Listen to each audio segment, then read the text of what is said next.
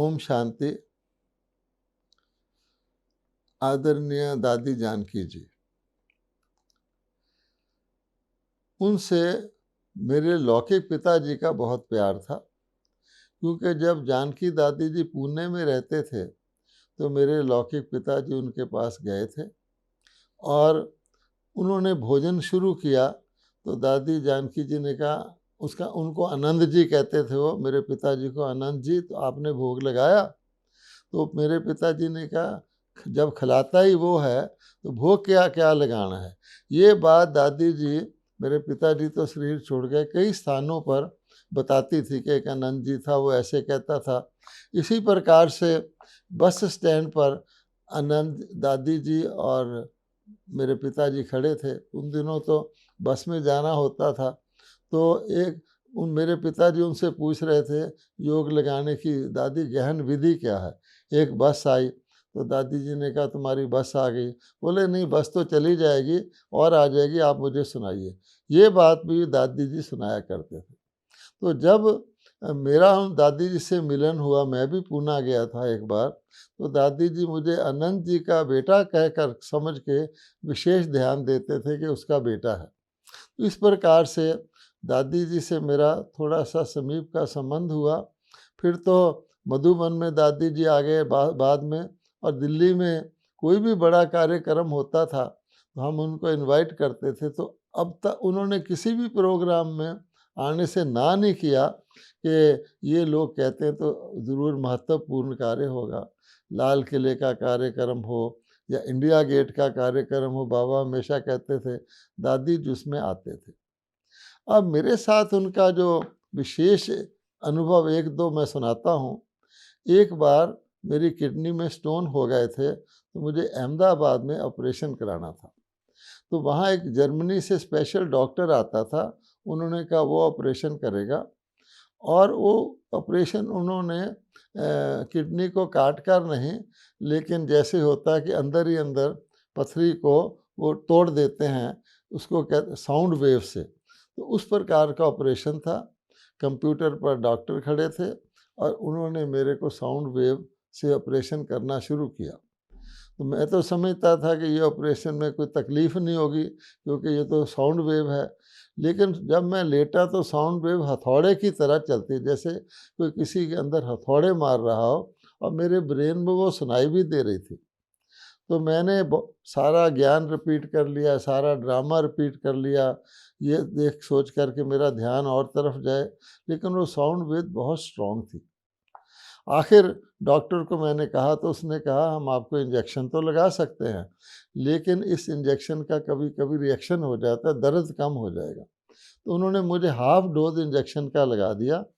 मेरा ऑपरेशन हो गया।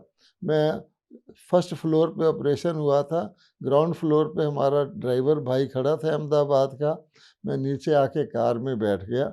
जो ही मैं बैठा तो मैं उछलने लगा खुशी से, ऐसे जो उछलता है। सार उसका ये है कि इंजेक्शन ने रिएक्शन कर दिया था। फिर मुझे ऊपर ले गए, मेरे ऊपर 10-12 कंबल रखे, एक भाई को बिठाया, डॉक्टर ने कुछ एंटीडोट दिया। इस स्थिति में मैं अहमदाबाद के जो सेंटर है सुख शांति, रात को वहाँ पहुँचा।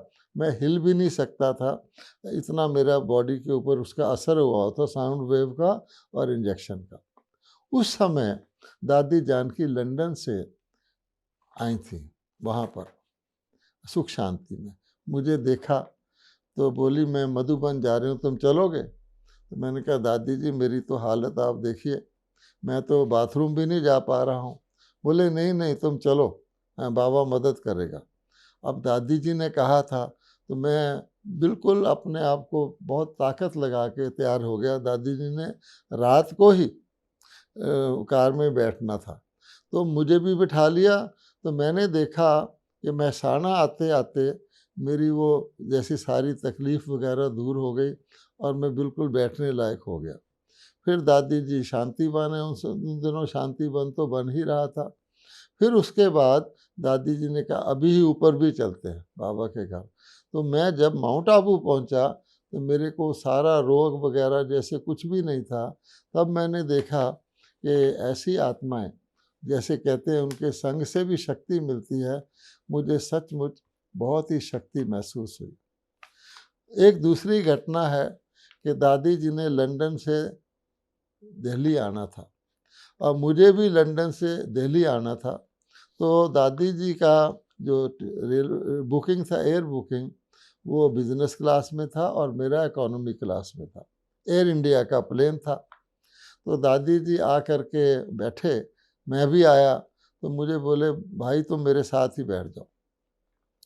तो मैंने कहा, दादी मेरा तो सीट बुकिंग पीछे है, को तुम बैठ जाओ जब तक। मैं बैठ गया। उसके बाद वो होस्टेस आई तो दादी जी ने कहा, भाई को यहीं बैठे रहने दो, क्योंकि बिज़नेस क्लास में सीटें कुछ खाली थी। मैं दादी के पास बैठा था।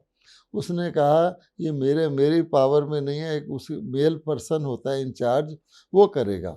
उस बहन ने जाके उस मेल पर्सन को भी कह दिए, वो आया, तब तक प्लेन पूरा क्लोज हो चुका था, तो सीटें खाली थी। दादी जी ने वो बोला, हाँ ठीक है, ये आपके साथ ही बैठे रहें। अच्छा, तो ये थी दादी जी की पावर। उसके बाद दादी जी बैठ गए, तो वहाँ फ्रूट वगैरह लाते हैं। तो मैं तो इकोनॉमी क्लास का पैसेंजर था, मेरा तो जो कुछ था पीछे आना था। तो दादी जी ने उस होस्टेस को कहा, भाई को भी दे दो। अब वो चुपचाप उसने अब दादी के साथ मुझे भी दे दिया। मुझे कहा, मैं पीछे सामान रखा हुआ था, तुम सामान भी आगे ले आओ। उसके बाद मैंने देखा, दादी जी ने प्लेन में मेरे से बातें की। एक पहले तो ये कहा, ब्रिजमोहन कोई हंसी की बात सुनाओ। तो मैंने कहा, देखो बड़ी दादी हैं, वो कह रही हैं हंसी की बात सुनाओ। तो मैं समझा कि दादी जी तो जितने भी भाई बहन ब्राह्मण हैं उनकी प्रॉब्लम्स को सॉल्व करते रहते हैं, सारे विदेशों के इंचार्ज हैं। लेकिन इनको एक प्रकार से, जैसे दूसरी कोई दादी होती है मधुबन में, तो साथ मिलके मन बहलावा करते हैं। मैंने उनको दो चार हंसी की बातें सुनाई, फिर उन्होंने मुझे ज्ञान सुनाया। हम दिल्ली पहुंच गए। अब दिल्ली पहुंचकर मैंने देखा, व्हील चेयर पे होते हैं दादी जी, सारा प्लेन खाली हो गया, होस्टेसेस भी चली गई, वो होस्टेस खड़ी रही। अच्छा, उसने भी उतरना था, हम दादी जी ने लास्ट में उतरना था। तो दादी जी ने उसको ऐसे कहा, तो बहुत अच्छी है, उसको बहुत प्यार से कहा। वो खड़ी रही और जब तक दादी जी व्हील चेयर से उतरकर, मैं उतरकर नीचे नहीं उतरे, वो ऐसी मंत्रमुग्ध हो गई थी कि दादी जी को देखते ही रहूं।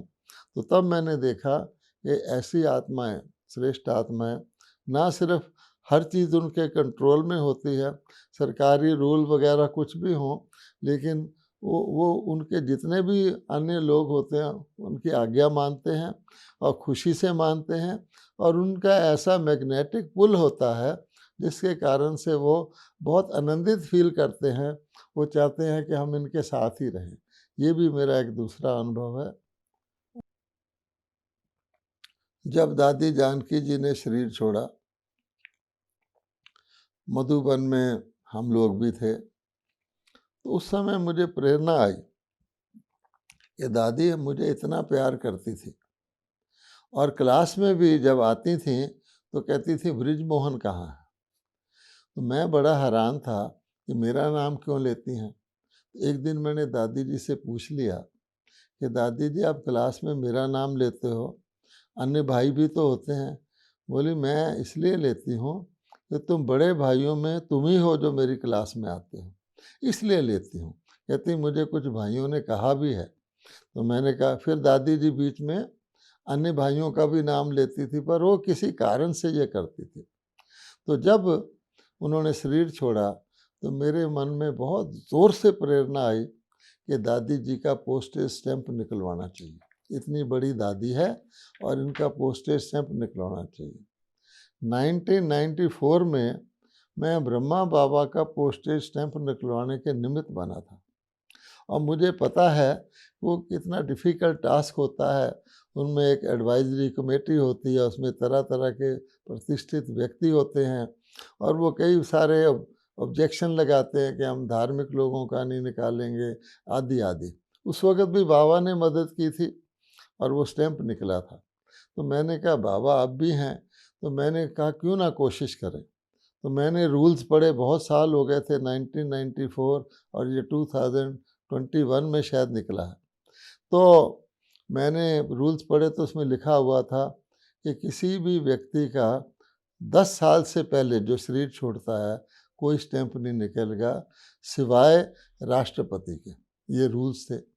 फिर मैंने और अच्छी तरह रूल्स में पढ़ा तो उसमें ये लिखा हुआ था कि केवल आर्ट एंड कल्चर, म्यूज़िक, इसमें स्टैंप निकल सकता है, एक्सेप्शन है, क्योंकि आर्ट एंड कल्चर म्यूज़िक वाले तो 10 साल बाद पुराने ही हो जाते हैं। तो मैंने सोचा कि इस क्लॉज को लेकर के करते हैं।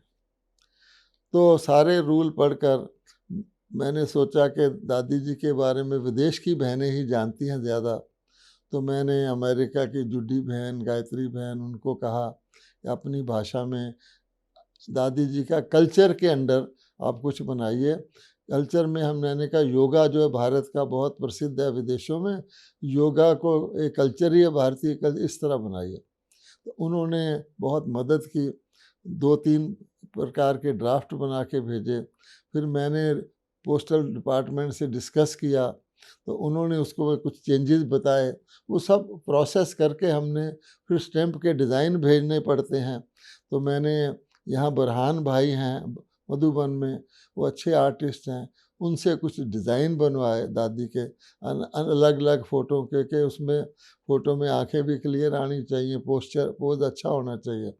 फाइनली कहने का भाव ये, हम लोग मिनिस्टर से मिलने की अपॉइंटमेंट ले रहे थे, उन दिनों इलेक्शन था, वो देर से आने थे, तो हम सोच रहे थे मिनिस्टर को मिलके कहेंगे। तो हमें पोस्टल डिपार्टमेंट से फ़ोन आया कि मिनिस्टर ने दादी जी का स्टैंप अप्रूव कर दिया। हम तो हैरान हो गए। हमने जुडी बहन को मुबारक दिया, बरहान भाई को मुबारक दिया कि उसने अप्रूव कर दिया बिना हमारे मिले ही। इसको कहते हैं दादी जी की शक्ति। फाइनली वो स्टैंप अप्रूव हो गया, फिर उसका डिज़ाइन अप्रूव हुआ। फिर सरकार जिसका स्टैंप निकालते हैं उसका ब्रोशर भी निकालते हैं लाइफ हिस्ट्री का, वो भी हमने बनाया। फिर विदेशी बहनों से अप्रूव कराया, वो भी निकला। फाइनली यानी जो अनएक्सपेक्टेड था, लगभग पॉसिबल ही नहीं था, वो कार्य भी बाबा ने कराया। और हमारी ये दादी जिसने देश विदेश में इतनी बाबा का नाम रोशन किया है, उनका स्टैंप निकला। फिर उसका इनॉग्रेशन कराना था, तो जैसे हमने ब्रह्मा बाबा का राष्ट्रपति से कराना था, हमने राष्ट्रपति जी को अप्रोच किया, उन्होंने भी मान लिया स्टैंप निकालने के लिए। परंतु उन्हीं दिनों में राष्ट्रपति बीमार हो गए, वो हॉस्पिटलाइज हो गए। हम सोच रहे थे कि स्टैंप जल्दी से लॉन्च हो जाए, क्योंकि विदेश की बहनों ने भी उसमें हिस्सा लेना था। फिर हमने एक था राष्ट्रपति के लिए वेट करो जब तक वो ठीक हो, फिर हमने उपराष्ट्रपति जी को अप्रोच किया, जैसे पीछे दादी की और शिव बाबा की पावर हो, उन्होंने भी मान लिया। आखिर उपराष्ट्रपति जी के द्वारा इस स्टैंप का लॉन्चिंग हुआ, रिलीज़ हुआ ऑफिशियली। उसमें स्टैंप मिनिस्टर भी आता है, और इनवाइटेड गेस्ट कोरोना के कारण लिमिटेड थे, लेकिन बहुत अच्छा कार्यक्रम हो गया। वो स्टैंप निकल गया, सारे ब्राह्मण परिवार में खुशी की लहर दौड़ गई। तो ये भी हम समझते हैं दादी जी की जो सेवाएं हैं, दादी जी की जो शक्ति है, उसको शिव बाबा ने एक प्रकार से रिकॉग्नाइज करा दिया भारत सरकार से। ओम शांति।